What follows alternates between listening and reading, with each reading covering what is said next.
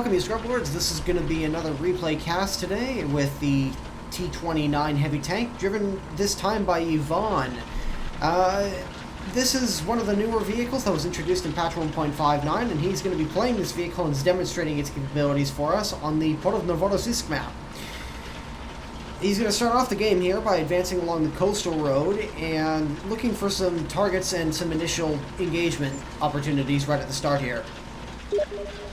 You know, friends always seem to have a great timing in terms of messaging you, especially when you're trying to record.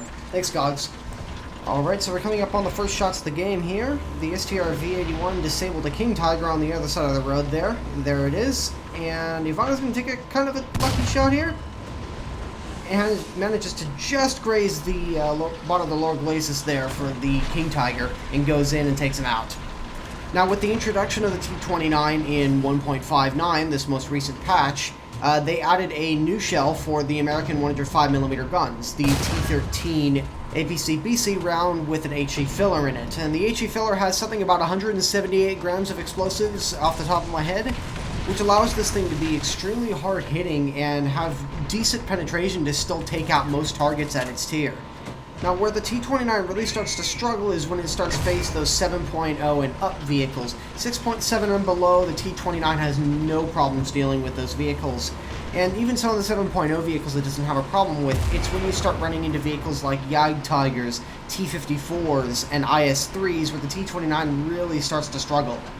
So Yvayne here has taken a couple of shots from his right-hand side, and it appears that there's a King Tiger right there behind that burn. He's going to take a shot.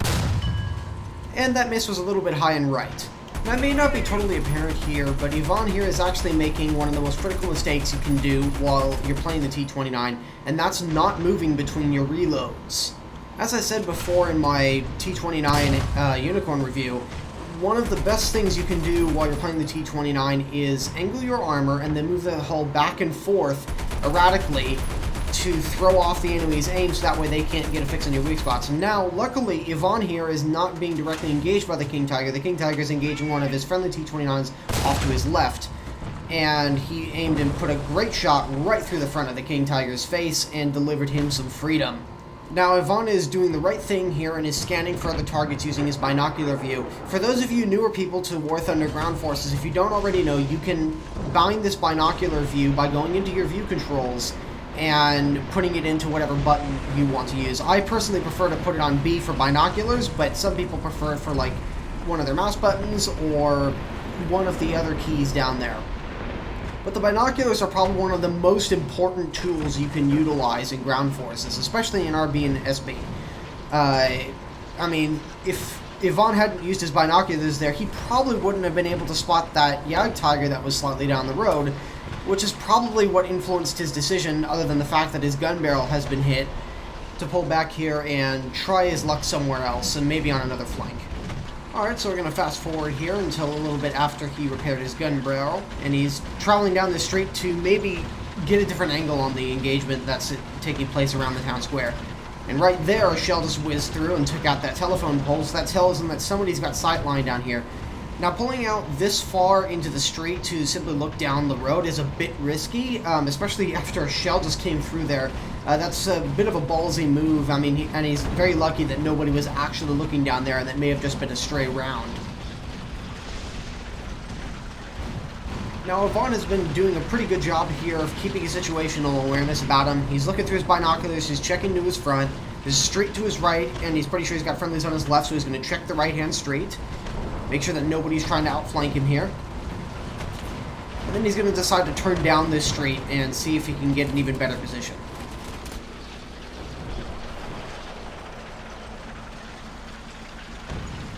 Making sure to check the alleyway. Good. Alright, and he's going to be coming around the corner here. Again, pulling out like this with your side flat onto somebody, potentially sitting there. Really ballsy move, even if you're in your own territory like this. But I digress, I'm being a little bit picky here, so just ignore my ramblings about the small things here. Now, we know from earlier that a lot of the German forces in this game are concentrated in the southern part of the city square.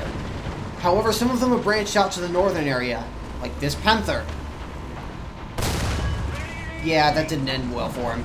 However, Yvayne here is in kind of a rough situation. He doesn't know exactly how many enemies have possibly flanked to his southwest.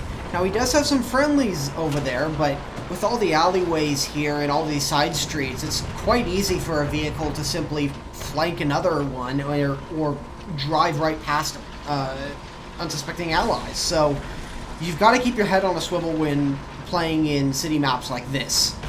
Now, judging on the sound and the direction and the frequency of those shots that are coming in, that is definitely a ZSU-37, the Russian Tier 4 SPAA. Tier for tier, probably one of the better SPAA vehicles that are capable of defending themselves, the next being the Kugelblitz. Now, the ZSU's 37mm gun does have HVAP rounds as its top armor-piercing ammunition, so it can deal a lot of damage. However, that damage is really only good against the sides and rear of enemy heavy tanks, and especially in the case of the T29, the frontal armor is more than enough to contest the 37mm HVAP rounds coming out of this autocannon. Now, T29s absolutely adore killing SPAAs, and the reason for that is because they have not one, not two, but 3 50 caliber machine guns. You get 2 coaxials, and then one mounted on the top in the pintle mount you see there for quote-unquote anti-aircraft purposes. What this allows you to do is it allows you to engage lightly armored vehicles that have less than, say, 25mm of armor, and that Panther II just learned what it meant to give a T29 the flank of your vehicle. But what these 50 cals allow you to do is machine gun the crews of most SPAA vehicles and, well, then follow it up with a 105mm APC-BC round.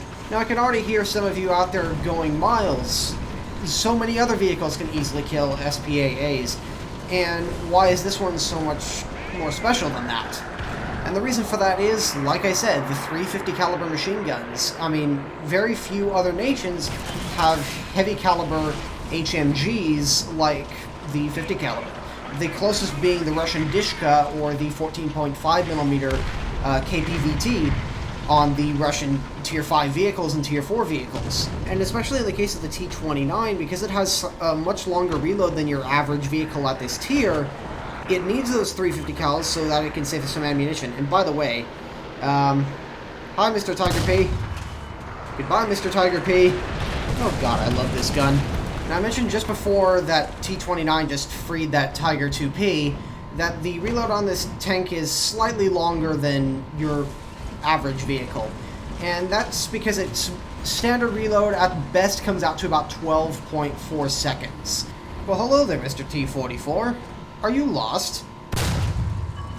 Nah, I'm sure he's fine. Pro tip for all you guys who are running into T44s, don't shoot the hull armor, shoot the turret.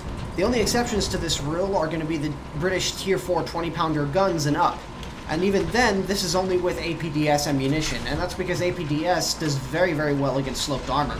Now, I mentioned earlier with the 12.4 second reload that it is slightly longer than usual, and the reason for that is that this gun features 2-piece ammunition. Oh, hello, Mr. T34. That was kind of a ballsy shot, putting it into the upper plate of the T34 like that. I mean, it obviously probably would have overmatched anyway, but even still, you never know with T-34s. I always prefer to just aim for the turret or the turret ring rather than aim for the hull. Either that or if I have to aim for the hull, I usually aim for the machine gun port. Now, like I was saying earlier before I was rudely interrupted by the T-34-85, 2-piece ammunition is exactly what it sounds like. There you have the projectile, which in this case is the T-13 shell, and then you have the bag charge behind it to propel the shell out the gun barrel. And this generally, especially on the American guns and the late war to early post-war vehicles, tended to make guns have a longer reload time and a longer service time to get the gun back in action, because you had to lift these large, generally, in some cases up to 130mm-esque shells, into the gun breech, and then you had to load the powder charge. Now, this concept has been around for a long time. It's been used on warships for who knows how long. But they started doing it in tanks when they realized that single-piece ammunition, while good on early World War II battlefields, generally just doesn't provide the stopping power on the late war vehicles. Good shot there into the back of the Panther F, who's paying zero attention whatsoever to his surroundings.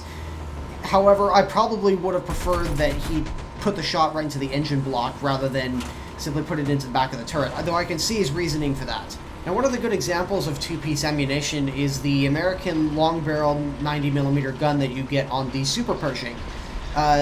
Originally, they were trying to use single-piece ammunition, but the problem is that you've got these big casings lying around after you've already fired the gun, and it takes up a lot of room in the tank. I mean, they're all nicely, neatly stored when you're just driving along. Well, after you've fired a few rounds, these things start to clutter up your space, and you're in a tank. You don't have a lot of room to move around. So Yvayne here is going to be coming up around, and there, right there, is a big fat German ass to put a shell into and knock out his engine block, I think, to set him on fire. Yeah, make sure you're at least hiding all of your vehicle before you do something like that next time, buddy. Now, while Yvayne drives up here and, well, hello there, Mr. Panther. This is probably one of the first times where Yvonne's tunnel vision has gotten the better of him. That Panther has put 2 shots into him. The second shot did absolutely nothing. The first shot killed his commander and wounded the rest of his crew members and damaged his cannon breech. Now, he's very lucky that it's only very light damage to his cannon breech, but it's still enough damage that he needs to repair it. If this had been more serious damage, like the cannon breech had been black, then he probably wouldn't have been in a position to, well, surprise this Panther, who had no idea what was coming. Yeah. That's never going to end well for a Panther. Now, remember what I said about situational awareness. Now, it's not that big of a deal that one of his loaders was just killed by that ASU-57, which, why he's even here is questionable. Because like I mentioned earlier, the T29 has 2 loaders, so you lose one, not a big deal. Now, come back here, you little bugger. Yeah, no, you're not getting away. Yeah, when your vehicle has literally less armor than my frickin' sedan, then 50 cals have a tendency to chew you up. And we're rapidly approaching the end of this replay, but we're not quite done yet. However, Yvayne has racked up 11 kills. Has anybody else noticed? I mean, that's no small feat. And a lot of that is down to having good tactical foresight to foresee that, well, we're in a stalemate here. We need to find a way to break the stalemate. And the most simplest way to do that is flanking. And that poor Warblewind, I mean, what the hell did he ever deserve to get that death?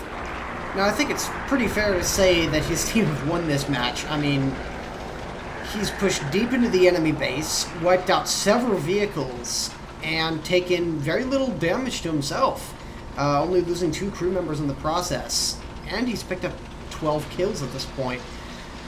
Now, if he could only get that lucky 13th kill, well, shit.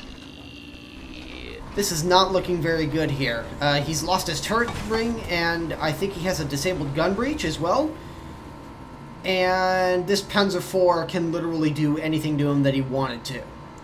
So, of course, the Panzer IV shoots him in the tracks, doing absolutely nothing and giving Yvayne enough time to swing the gun around and, well, send him back to the tier that he came from. Now, with that great display of seal clubbing, that's going to bring us to the end of this replay and therefore this video.